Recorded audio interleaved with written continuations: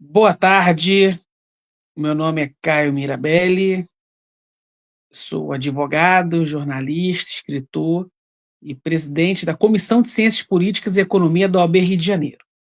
O tema da aula de hoje é sobre a República do Café com Leite. O Brasil vivia a República Velha. Para quem não sabe, a República é uma forma de governo onde o povo elege os seus representantes pelo voto. O povo elege o presidente da República, os deputados, os senadores, os governadores, os deputados federais, deputados estaduais, prefeitos e vereadores. Então, o Brasil vivia a República Velha. No período de 1889 a 1930, a política do café com leite ditava os rumos da República Velha.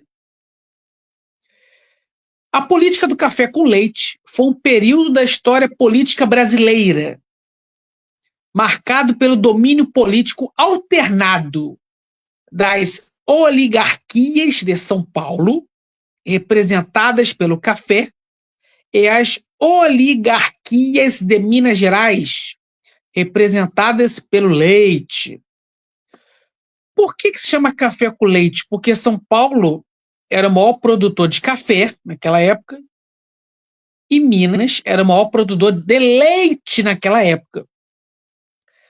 Essa política é caracterizada pela alternância de presidentes oriundos de São Paulo e Minas Gerais, em um acordo informal entre as oligarquias. O Brasil era um país rural, agrícola e pecuarista. Sua economia era baseada na produção, comercialização e exportação de café de São Paulo e leite de Minas Gerais. O coronelismo era uma característica desse período político, que líderes locais chamados de coronéis exerciam grande influência sobre as populações rurais, controlando votos e garantindo apoio político em troca de favores e proteção. O voto de cabresto era a prática eleitoral, na qual os coronéis exerciam poder e influência nos eleitores, coagindo-os a votar em candidatos escolhidos pelos próprios coronéis. O povo não tinha acesso à educação, saúde. Os empregos eram precários. Não existiam direitos trabalhistas. Não existiam direitos sociais. Grande parte da população permanecia excluída do processo político. A República do Café com Leite foi o período mais covarde da história do Brasil, porque somente mandava no Brasil, esse país enorme, de dimensões continentais, era São Paulo e Minas Gerais. O presidente ou era paulista, ou era mineiro, ou era mineiro, ou era paulista. Naquela época, as oligarquias de São Paulo e Minas Gerais eram as mais poderosas do Brasil. O que são oligarquias? São grupos econômicos regionais, homens ricos, famílias ricas, que controlam os meios de produção de um território específico e, por terem muito dinheiro, também controlam a política desse território específico. Então, vou dar um exemplo.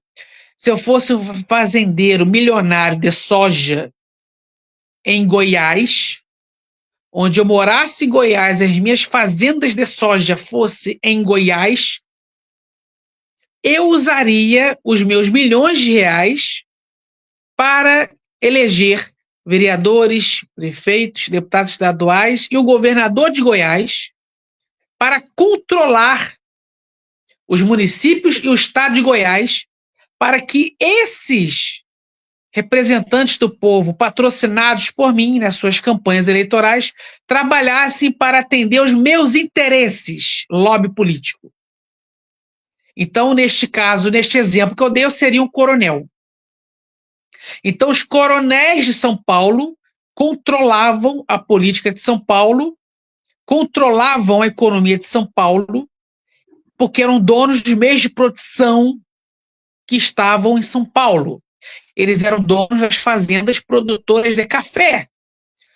As oligarquias mineiras controlavam a política de Minas Gerais, controlavam a economia do estado de Minas Gerais, porque eram donos dos meios de produção localizados em Minas Gerais. Eram donos das fazendas produtoras de leite.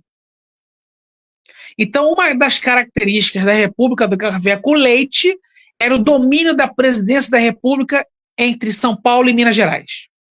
A segunda característica da política do café com leite era a existência do coronelismo controlando São Paulo, Minas Gerais e o Brasil. E a terceira característica da República do Café com Leite é o voto de cabresto. Esses mesmos coronéis que detinham poder financeiro e poder político também detinham armas. Então, os funcionários de suas fazendas votavam nos candidatos que eles queriam eleger. E quem não era funcionário de sua fazenda votava para não ser assassinado nos candidatos que esses coronéis queriam eleger. Isso é o voto de cabresto.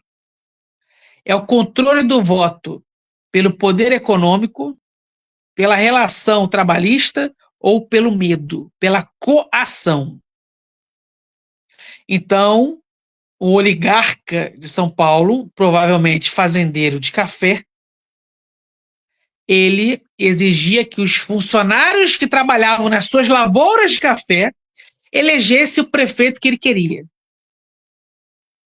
As famílias de seus funcionários da lavoura de café elegiam o prefeito que ele queria.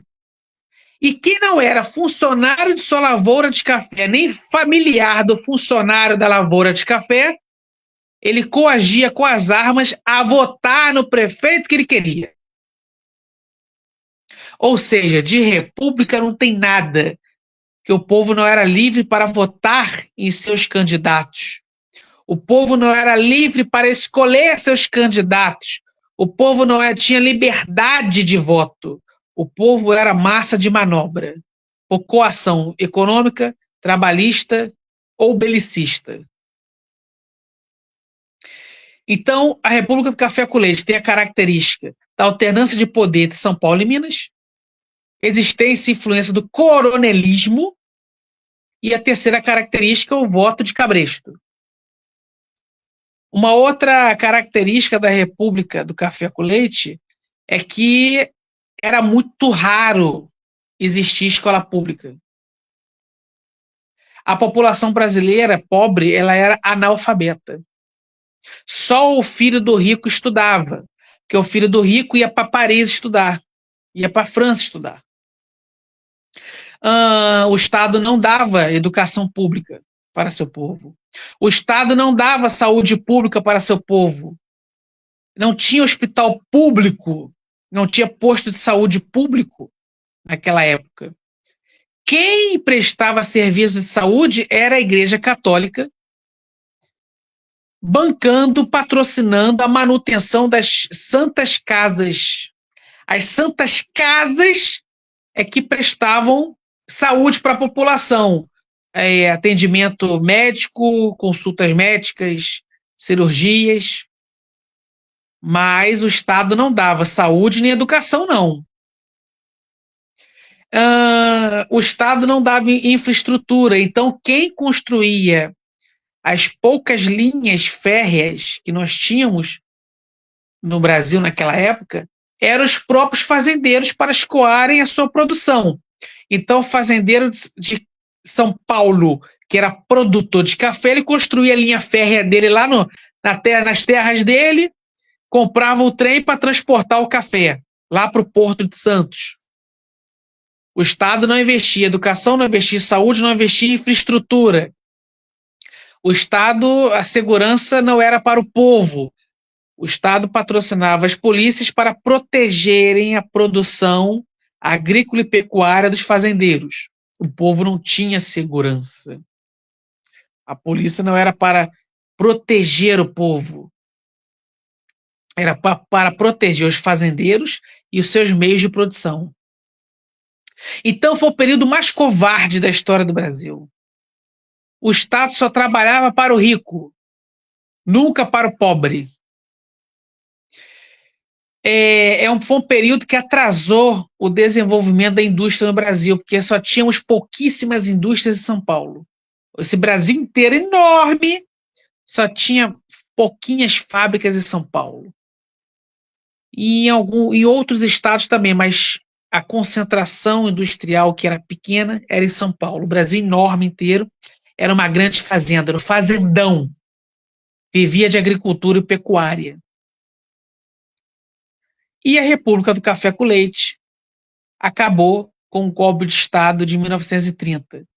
Que isso é notícia da próxima aula do curso de mentoria jurídica da OAB Rio. Então, encerro aqui mais uma aula no curso de mentoria jurídica da OAB Rio. Agradeço a doutora Ana Tereza Basílio, nossa presidente, pela oportunidade, pelo convite de poder estar dando aula na mentoria. Agradeço a doutora Thaís Fonte, toda a sua equipe, por toda a ajuda, auxílio e infraestrutura na realização dessa aula. E até mês que vem. Encerro mais uma aula no curso de mentoria jurídica da OAB Rio. Um forte abraço a todos.